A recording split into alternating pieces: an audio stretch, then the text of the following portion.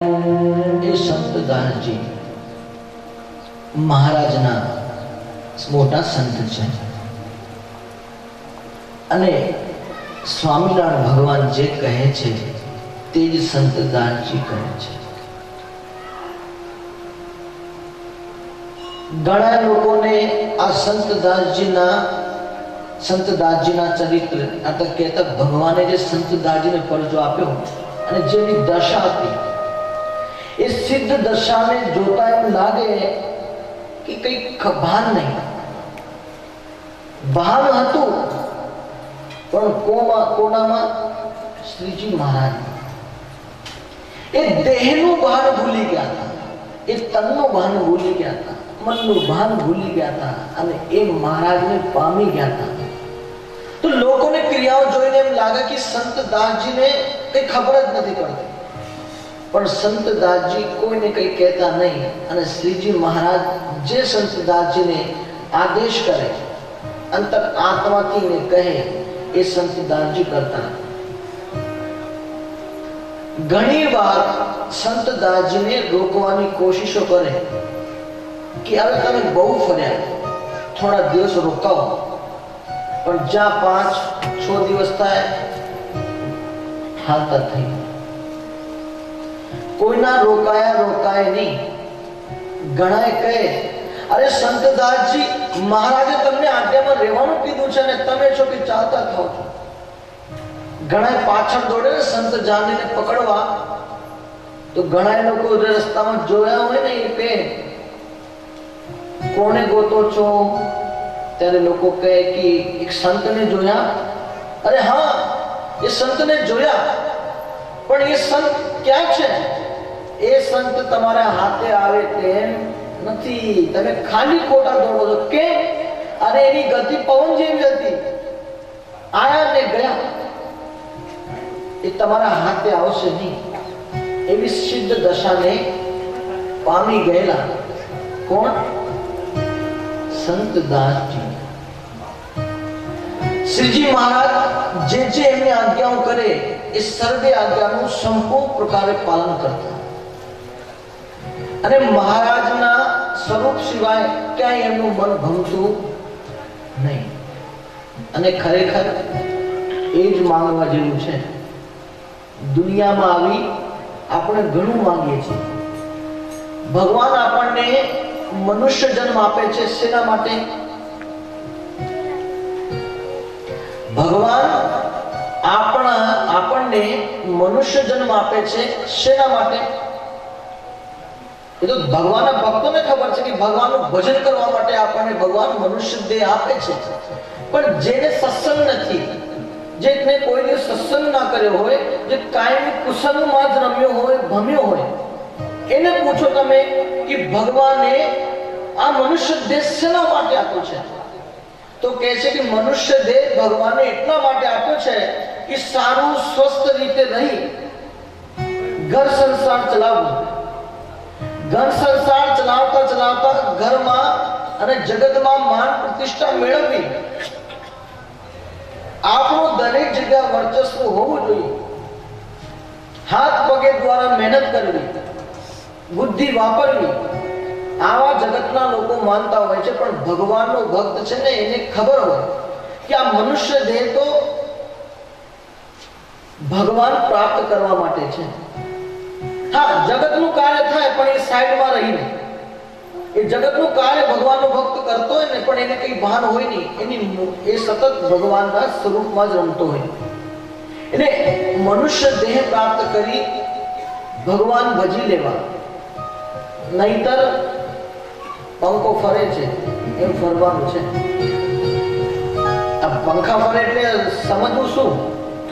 184 આવી રીતે ફરતી અટકશે જ નહીં. કેમ?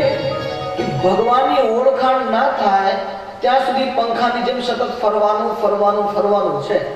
અને જેને ભગવાનની ઓળખાણ થઈ જાય એને, જેમ કે આ સભા મંડપમાં કોઈ આવ્યો, બરાબર, હવે એને તમે કે આ ભાઈ પંખો બહુ જોરનો ચાલે છે, પવન ઠંડુ આપે છે, તો એ કામ કર, પંખા બંધ કરી દે. સ્વિચ તો એ ઢગલા પર સ્વિચ હશે, બરાબર, अब गमे તે સ્વિચ ક્યારે લાઇટની સ્વિચ કરશે, ક્યારે માઇકની સ્વિચ બંધ કરશે, એને સ્વિચની ખ્યાલ નથી. એટલે ગમે તે સ્વિચ બંધ કરશે પણ પંખો બંધ થશે નહીં. પણ અહીંયા સવારમાં બેઠેલા કોઈ સ્વયંસેવકમાંથી તમે કહો કે આ પંખો બંધ કરી દે, ફળ દઈને બંધ કરી દેશે અને પંખો એક જગ્યાએ સ્થિર થઈ જશે. એમ જેના અંતરમાં, જેને હાથે ભગવાનનું સ્વરૂપ આવી ગયું છે, અને સ્વિચ એને પછી લક્ષ 84 માં ફરવું પડતું, એક જગ્યા સ્થિર થઈ જવું પડે છે પંખાની જેમ. પણ જ્યાં સુધી સ્વિચ ભગવાનની મૂર્તિ હાથમાં ના દે ને ત્યાં સુધી તો પછી ફરવાનું ફરવાનું ફરવાનું જ છે. આપણને વિચાર આવે કે આ જન્મમાં તો આપણને ભગવાન મળી ગયા તો આપણો ઉદ્ધાર થઈ જશે. પણ ઘણા લોકો વિચારે કે આ જન્મમાં તો ભગવાન મળ્યા, પણ આપણા પૂર્વે કેટલાય જન્મો થયા છે, એ જન્મ શું ભગવાન નહીં મળ્યા હોય? મળ્યા જ હશે. પણ આપણે મોટામાં મોટી ભૂલ શું કરીએ છીએ ખબર છે? આ વારે ઘડી આપણે આવવાનું શું કામ થાય છે? આપણે ભગવાન આગળ જ્યારે જઈએ છીએ ને ત્યારે ભગવાનને કહીએ, હે મહારાજ સુંદર મજાનો બંગલો આપજો. અરે બંગલો માંગે, બંગલો ભગવાન એને સુંદર આપી દે. પછી કે મહારાજ બંગલો તો તમે આપો પણ એક સરસ મજાની ગાડી આપી દો. ભગવાન દયાળુ છે ને, ભગવાન ગાડી પણ આપી દે. અને ગાડી આવી ગયા પછી શું માંગે? હે મહારાજ બંગલો થઈ ગયો, ગાડી થઈ ગઈ, પણ ગાડીમાં બેસનારી લાડી હજુ નહીં આવી. એ લાડી પણ ભગવાન આપી દે. જ્યાં સુધી મનુષ્ય જન્મમાં જીવિત હોય ત્યાં સુધી ભગવાનથી સાંસારિક પદાર્થો જ માંગ્યા કરે. પણ કોઈ દિવસ જીવ એમ વિચાર નથી કરતો કે હું ભગવાન આગળ આવું છું, શેના માટે આવું છું? મોક્ષ મેળવવા, મુક્તિ મેળવવા, મારી પ્રગતિ કરવા. એ ભગવાન પાસે તો ઘણું બધું આપવા જેવું છે, પણ ખરેખર સાચું ભગવાન કે હું કઈ આપવા માંગતો નથી, પણ જે મારી પાસે આવીને મુક્તિ માંગે છે એને હું મુક્તિ આપું છું. પણ આપણે અત્યાર સુધી શું કરતા હતા? ગાડી, બંગલો, મોટર, નોકર, ચોકર એ બધું માંગતા હતા. એટલે हमारी मांगे पूरी करो. भगवान के बेटे तेरी मांगे पूरी होने वाली नहीं है, फिर वापिस मांग पाछा मांगवा આવી જઈએ. લેક મહારાજના સ્વરૂપમાં સર્વે સુખ રહેલા છે. મહારાજના સ્વરૂપમાં સર્વે સુખો રહેલા છે. મહારાજની મૂર્તિ આપણને માણતા આવી જાય, માણતા આવડી જાય પછી આપણને જગત પદાર્થ સંબંધી પદાર્થોમાં પ્રીતિ રહેશે નહીં. અને આપણે માંગી માંગીને જગતનું માન્યા કરીએ જે ક્ષણભંગુર છે. પણ જે ભગવાનના ભક્તો છે એ ભગવાનથી એક જ વસ્તુ માંગે છે, અને એ છે મહારાજ તમે.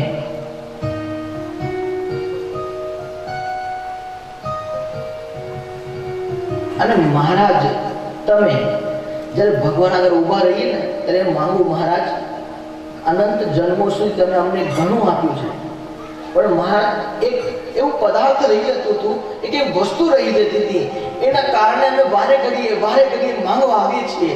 પણ એ ભગવાન હવે આ વખતે અમારે આ મનુષ્ય જન્મમાં ભૂલ નથી કરવી. આ વખતે તમારી પાસે આવીને અમે તમારી પાસે એટલું જ માંગીએ છીએ, મહારાજ તમે આપનારા છો. અત્યાર સુધી તમે અમને ઘણું આપ્યું છે, પણ મહારાજ અત્યાર સુધી તમારા સ્વરૂપની અમને પ્રાપ્તિ નહોતી થઈ. એ સ્વરૂપ અમને જોઈએ છે, બીજું અમને જોઈતું. અને ભગવાનના સ્વરૂપને આપણે માંગી લઈએ ને પછી આપણે કઈ માંગવાનું બાકી રહે નહીં. હરે કૃષ્ણલાલજી મહારાજની જય. હવે ખબર પડી વારે ઘડીએ આવવાનું કારણ જગત સંબંધી પદાર્થો માંગીએ એટલે પાછા લેવા આવવા પડે ને. પણ મહારાજને માંગી લઈએ પછી મહારાજના ધામમાં શું છે? મહારાજ વચ્ચે મધ્યમાં વિરાજમાન હોય, ફરતી કોરે મુક્ત મંડળી બેઠી હોય, અને સર્વે મુક્તો એક નિશે, એક નજરે, એકાકાર થઈને એ ભગવાનના સ્વરૂપને જોતા હોય. સંતો એમ જ માંગે, એને ખબર છે જેને જેને ભગવાનની ઓળખાણ થઈ છે એ ભગવાન આગળ આવીને જગત સંબંધી પદાર્થો નથી માંગતા. એ તો શું માંગે છે? તમારી મૂર્તિ વિના મારા નાથ રે, બીજું મને આપશો માં. તમારી મૂર્તિ વિના મારા નાથ રે, બીજું મને આપશો. તમારી મૂર્તિ વિના મારા નાથ રે, બીજું મને આપશો માં. તમારી મૂર્તિ વિના મારા નાથ રે, બીજું મને આપશો માં. હું તો એ જ માંગુ જોડી હાથ રે, બીજું મને આપશો માં. હું તો એ જ માંગુ છું, જોડી હાથ રે, બીજું મને આપશો માં. તમારી મૂર્તિ વિના મારા નાથ રે, બીજું મને આપશો માં. હે મને આપશો માં, મને આપશો માં. હે મહારાજ, અત્યાર સુધી ઘણા જન્મમાં ગાડી માંગી, બંગલા માંગ્યા, ઘર સંસાર માંગ્યો, પણ મહારાજ એક તમે વારે ઘડીએ માંગવાના રહી જતા હતા. એ મહારાજ આ જન્મમાં અમારે તમને જ પ્રાપ્ત કરવું છે. તમારા સ્વરૂપ સિવાય બી ક્યાંય અમારી વૃત્તિ ચૂંટાવી નથી. એવા સંત હતા સંત દાસજી. લોકો દેખતા એમ લાગે કે ઘા ગાંડા છે, કઈ ભાન જ નથી, કઈ ખબર જ નથી પડતી, દેખાવમાં એવી સ્થિતિ વાળા લાગે. પણ જે મહારાજને પ્રાપ્ત કર્યા હતા ને, એ મહારાજને એમની સ્થિતિની ખ્યાલ કે આ સંત દાસજી તો બહુ મોટા સંત છે. એવી સ્થિતિ વાળા સંત મળવા બહુ જ મુશ્કેલ છે. અને મહારાજ એ સંત દાસજીને જે જે આજ્ઞા કરે છે એ પ્રમાણે સંત દાસજી કાર્ય કરે છે. અને એ સંત દાસજી ને શ્રીજી મહારાજે પરચા આપ્યા. એના માટે નિષ્કુળાનંદ સ્વામી લખે છે, ધન્ય ધન્ય સાધો સંત દાસ રે, ધન્ય ધન્ય સાધો સંત દાસ રે, જેને નહીં આતનય દાસ રે, જેને નહીં આતનય દાસ રે. પિંડ છતાં પામી સિદ્ધ ગતિ રે, પિંડ છતાં પામી સિદ્ધ ગતિ રે, પિંડ છતાં પામી સિદ્ધ ગતિ રે, પિંડ છતાં પામી સિદ્ધ ગતિ રે. વરે લોક પરલોકે સુમતિ રે, કરે લોક પરલોકે સુમતિ રે, વરે લોક પરલોકે સુમતિ રે. કરે લોક પરલોકે સુમતિ રે. પિંડ હોવા છતાં પણ જેને દેહનું ભાન નથી, છે શરીરમાં પણ શરીરથી વિરક્ત છે, ના ટાળો આવે છે, ના તડકો વાય છે, ના વરસાદ એને નડે છે, ના એને પગમાં કાંટા વાગે, ના એને ક્યાં સુવા, જ્યાં ત્યાં સુઈ જાય, જ્યાં ત્યાં બેહી જાય, જ્યાં ત્યાં જમી લે. અને અખંડ મહારાજની મૂર્તિમાં જ એ સંત દાસજી ફરે છે. ફરે લોક પરલોક સુમતિ. આ લોકમાં તો ફરે જ છે, સાથે સાથે પરલોકે પણ મહારાજની આજ્ઞાથી સંત દાસજી ફરે છે. એકવાર શ્રીજી મહારાજે સંત દાસજીને બોલાવ્યા અને સંત દાસજીને શ્રીજી મહારાજ બોલાવીને કહે છે, સંત દાસજી, બદ્રિકાશ્રમની બદ્રિકાશ્રમથી દક્ષિણ દિશામાં 16 કોસ દૂર એક આશ્રમ આવેલું છે. અને એ આશ્રમમાં મહામુક્તરાજ, એક મુક્ત સ્થિતિને પામેલા મુક્તરાજ દલુજી રહે છે. અમે એમને વચન આપેલું કે દલુજી, અમે તમને મળવા આવશું, તમને અમે દર્શન આપીશું, પણ સંત દાસજી અમારાથી અત્યારે આવાય તેમ નથી. અને દલુજી એ બાજુ ભગવાન એ બાજુ અમને યાદ કર્યા કરે છે. તો એક કામ કરો ને, અમારી જગ્યા તમે ત્યાં જાઓ અને ત્યાં જઈને એ દલુજીને અમારા આશીર્વચન આપજો અને અમારા વિશે થોડી ઘણી વાત કરજો અને એ દલુજીને શાંતિ થાય તેમ કરજો. અને દલુજી તો છે જ, પણ ઘણા મુક્તો ત્યાં રહે છે. એમાં એક બાઈ પણ એવી છે કે જે પણ મુક્ત સ્થિતિને પામેલી છે એ પણ અમને અખંડ સ્મરે છે. એ સર્વેને સુખ આપવા માટે અમારી આજ્ઞાથી તમે એ બદ્રિકાશ્રમથી દક્ષિણ દિશામાં 16 કોસ દૂર એ આશ્રમ છે, તમે ત્યાં જાઓ. અને આજે ભગવાનની આજ્ઞા માથે ચઢાવી એ સંત દાસજી દલુજી મહામુક્ત રાજ્ય છે એ દલુજીને મળવા જાય છે. તેને કૃપા કરી કહે કૃપાળુ રે, તેને કૃપા કરી કહે કૃપાળુ રે. દેખી આવો દલુજી દયાળુ રે દેખી આવો દલુજી દયાળુ રે. ત્યાં જાવું તું અવશ્ય અમારે રે. ત્યાં જાવું તું અવશ્ય અમારે રે.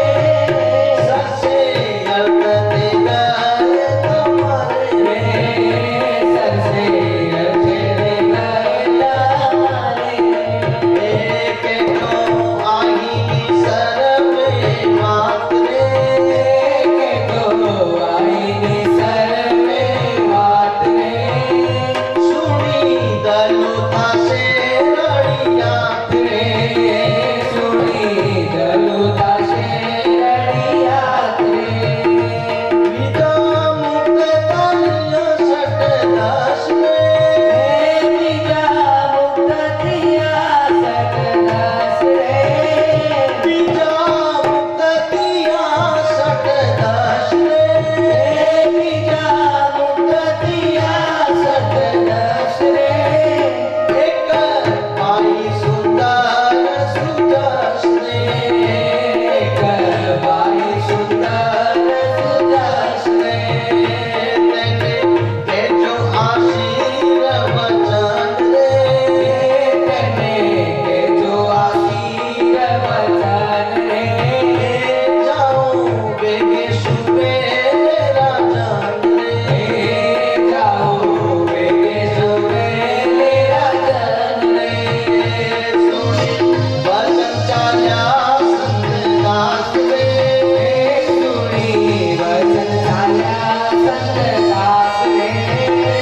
દૂર દેશમાં દલુજી પાસ રે. દૂર દેશમાં દલુજી પાસ રે. અતિ વિગમમી કટવાટ રે અતિ અગમ વિકટ વાત રે. ઘણું નદીના ઓગટ ઘાટ રે ઘણું નદીના ઓગટ ઘાટ રે. નર તને પિયા ન જવાય રે. નરતન કિયા ન જવાય રે. માટે મનુષ્ય મનુષ્યને ખાય રે. માટે મનુષ્ય મનુષ્યને ખાય માટે મનુષ્ય મનુષ્યને ખાય રે. રે. માટે મનુષ્ય મનુષ્યને ખાય રે. હવે આ સંત ગાંધી જ્યારે નીકળ્યા ને બદ્રિકાશ્રમથી દક્ષિણ દિશામાં, અને અતિ વિકટ વાટ છે જ્યાં ઘણા હિંસક પ્રાણીઓ રહે છે. ઘનઘોર જંગલ છે. ઘણા બધી પ્રકારની ભયંકર ગર્જનાઓ ત્યાં સંભળાય છે. અને એવી વિકટ વાટમાંથી પસાર થતા જ્યારે સંત દાસજી દલુજીને મળવા જાય છે ત્યારે એમ કહેવાય છે કે નરતન અર્થાત આ મનુષ્ય દેહધારી માણસથી ત્યાં જવાતું નથી. એ દેહથી જે પર છે, જેને દેહનો અભ્યાસ નથી, એવા જનો, શુદ્ધ દશાને પામેલા જનો ત્યાં જઈ શકે છે, પણ મનુષ્યથી ત્યાં જવાય એમ નથી. એવી વિકટ વાત છે. અને ભગવાનની આજ્ઞા માની અને સંતાજી એવી વિકટ વાટમાં નીકળ્યા છે. ત્યાં ચાલતા ચાલતા ચાલતા ઘણા આગળ ગયા, પણ દલુજીને એમ થયું કે આટલી દૂર આપણા સંતદાસજીને એમ થયું કે હજુ કેટલું બાકી છે. એટલો ચાલી કેટલો ચાલ્યો, પણ હજુ દલુજીનો આશ્રમ દેખાતો નથી. અને દલુજીનો આશ્રમ દેખાતો નથી એટલે સંતદાસજી તો દેહથી પરે હતા, મનમાં આવે તેમ કરે. અને મહારાજનું વચન છે કે દલુજીને મળજો, એમને અમારા આશીર્વચન આપજો અને અહીંની સર્વે વાત એમને કરજો, જેનાથી દલુજીને અને એ ભાઈને આનંદ થાય. પણ હવે સંતદાસજી વિચારે છે ક્યાં છે, કેટલું છે, કોઈને ખબર નહીં. અને પછી સંતદાસજી આંખો બંધ કરીને ત્યાં એ મહારાજ